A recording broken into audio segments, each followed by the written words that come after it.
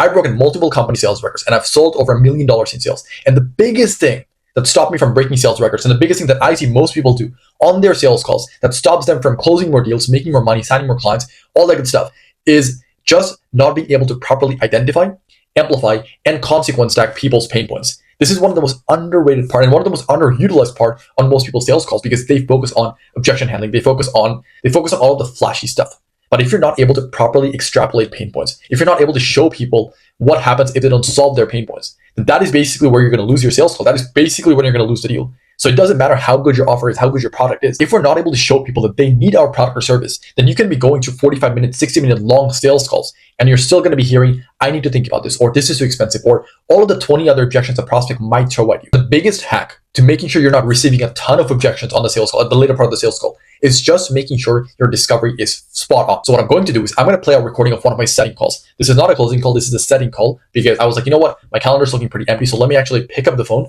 and start putting up some sets for myself.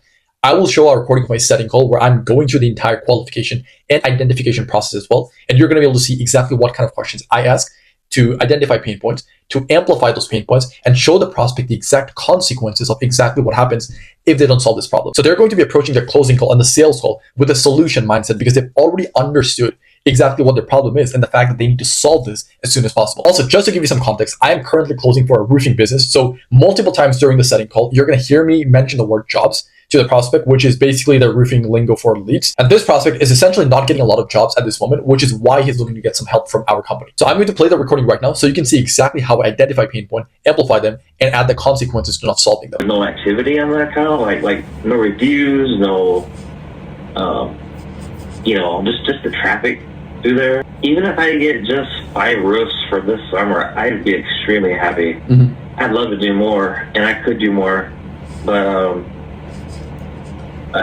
just kind of where I'm at. I got business cards, I got my logo, I got just about everything you need to do that. Do you guys build websites? Yeah, man, we help with multiple things, so that is something we're going to talk about in just a second. And first of all, like, it is pretty common for people that we talk to who are also struggling with getting more jobs, so don't even worry about it. And secondly, like, what are you currently doing right now in terms of marketing to be able to get more jobs? I'm not doing anything. Interesting. I just, when I take that down, I got a pretty large family. I got a wife and 8 kids, and I just kind of just let it go for a couple months. I shouldn't have, but I did, because I was just fed up with everything. And, $249, it don't sound like much, but it adds up. And that's like $700 some odd dollars I could have spent my kids. My kids eat braces. I could go on and on. But I have a deep passion. I know that once I get a site up and get started, get pushing, and get just one job and maybe 2 jobs, I know I could do it. I'd be great at it. And I guess. Like their website was 13 pages, and it was a pretty nice looking website. I mean, I put some pictures on it, and they had some really nice writing, but I guess I just wasn't 100% happy with it, so I didn't like rehire him. I changed the debit card number, and I just put everything on hold. Right. That's where I'm at right now. But if the price was right and everything would be on standby, ready to go, I definitely try to chase it down and do something. Yeah, awesome, man. Yeah, first of all, I can see that you're willing to do whatever it takes to make this work, which is fantastic, because again, I speak to a lot of people, and a lot of people don't have that same drive as well. So that is fantastic, first of all. And secondly, like, obviously, if you're not doing any form of marketing, how are you currently getting your jobs? I'm not getting any jobs. I'm not getting. I haven't done a roof for. It's been a while. Interesting. This may sound totally ridiculous to you, but since I wasn't getting any leads, and I was trying different sites and just different things, and nothing was working out. I was spending money and spending money and spending money, and it just wasn't working. So I went to go work for Pizza Hut, and my Pizza Hut, I'm not getting paid near what I was if I was roofing, but I guess it's something. I have to have something coming in, and they pay right around $20 an hour. So I was just doing that. I started in February, and I'm not planning on staying there as a long term thing. I'm just staying there as just kind of help put food on the table. And if I could get a breakout or some kind of breakaway and something that would work, and I get a couple of roofs, oh my God, I'd be so freaking happy. And I push it. I'd jump in at first. I would push it really, really hard. So you said you're currently working at Pizza Hut. That is basically keeping the lights on. I'm assuming you have done roofs in the past, right? Yeah. Yes, absolutely. When you were doing roofing before, I mean, obviously, like most people that I speak to on a daily basis, their jobs go anywhere between $20,000 to $150,000. With your job specifically, how much do each of them go for? It's usually around 10. With the area I'm in, but I like to, really get my claws into it, and if I do a couple of those jobs again, get some revenue going, I want to break out and do the bigger houses. Makes sense. I don't like walk on a full pitch, but there's ways of doing things, and you got to practice safety. I'm all for that. And but yeah, that's where it is right now. Makes sense. But I do want to go bigger, and I do want to do commercial eventually. Okay, makes sense. So I guess obviously you said that you're currently not getting any jobs at this moment. So no. What's your strategy moving forward to make sure you're not stuck at where you are and you're actually getting jobs? Well, I'd like to get a new website put back up, and then I'd like to start doing some advertising. We could do Facebook, Instagram, but I would like to, some of the roofs I've done in the past, if I could make, pull out some reviews, and start stacking those up and do some before and after pictures, and just, I'm ready to go. I just haven't hit the right nail yet. Yeah, makes sense. I guess. So, But yeah, systematically, I'd like to. How do you guys charge? We have we have multiple pricing structures that depends on who we're working with, what their situation is, what stage of business they are at, which is something we are gonna dive deeper into. In terms of, you said $10K per roof that you were charging, you want to go bigger, obviously, and you want to put your website back up and start doing meta ads again. Just out of curiosity, by the way, do you have a lot of experience running meta ads and getting jobs through that platform? No, I don't.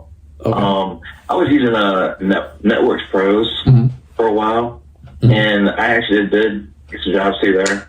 But from Angie's List, I had that sort of that, and Home Advisor, and Thumbtack.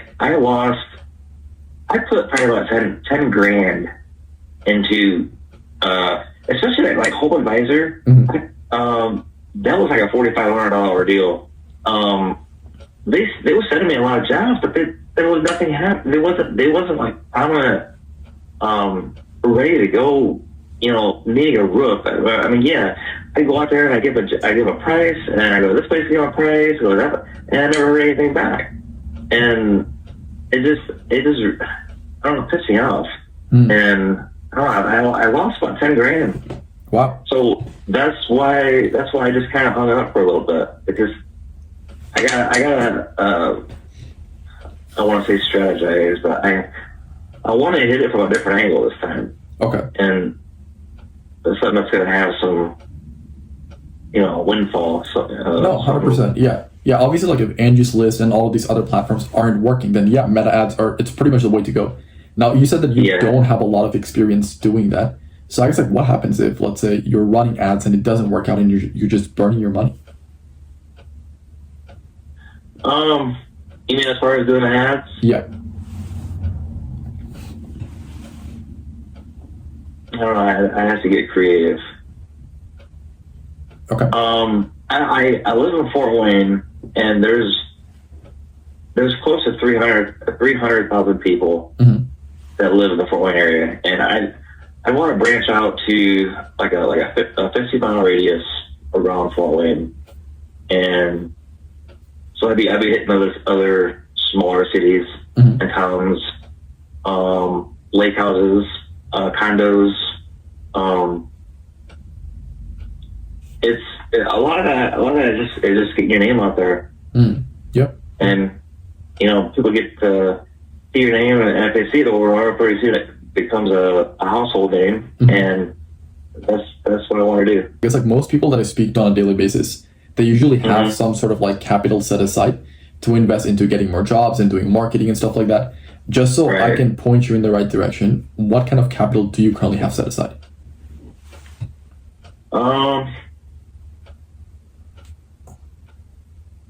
Well, I want to do the first couple months kind of slow, to just get everything together and get the right crew together and just hit all my points.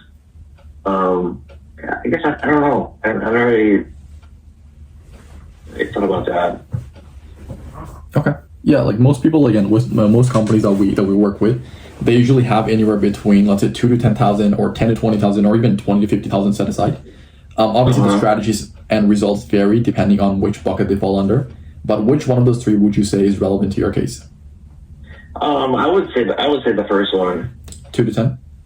Yeah. Got it. Okay, and just to make sure we're on the same page, that is like money you have set aside for marketing, or is that going to be like rent money you're going to have to kind of like bleed into it? No, that would be for my website and my advertisements.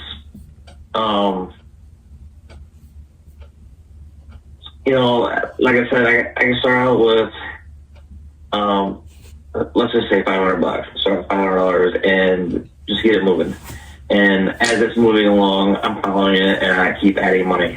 And like I said, it might be a 2-month process, but I don't care. I want to get it right and make sure it's right. I don't want to put myself in a hole. At the same time, Makes what I mean? Yeah. Yeah, 100%. So that is essentially how I conduct my setting calls. Now, you might have already noticed that this was pretty much like a mini discovery of my sales call, which is essentially what it is, because I like to properly qualify my prospects on the setting call before I even get them on a sales call. So I didn't end up setting this person and booking him in for a closing call because he didn't seem the most qualified, but I still wanted to go to the entire call so I can show you exactly how I would conduct the setting process. But what I'm going to do is, as this was a pretty short discovery call, I'm going to make a full video tomorrow on my entire discovery process on my sales calls. So I'm going to basically go over the entire discovery process that I used to be able to break multiple company sales records and sell over $1 million in sales. I will break my entire discovery process down with the exact questions that I ask, so you can just copy and paste my questions into your sales script as well and start closing a lot more deals for yourself as well. And I will make sure that this is not generic. I will make sure that I go above and beyond to make this as simplified as possible for you, so that when you're using this on your sales calls, you're going to be able to dig out a lot more pain points from the prospects, so that it makes it a lot more easier for you to actually close the deal. So if you want to watch the video, which I hope you do, because I spent a lot of time making that video and I was stuttering a lot during that video, so I had to do multiple retakes. So I hope you want to watch that video because it's going to be extremely valuable. I went above and beyond to make this video for you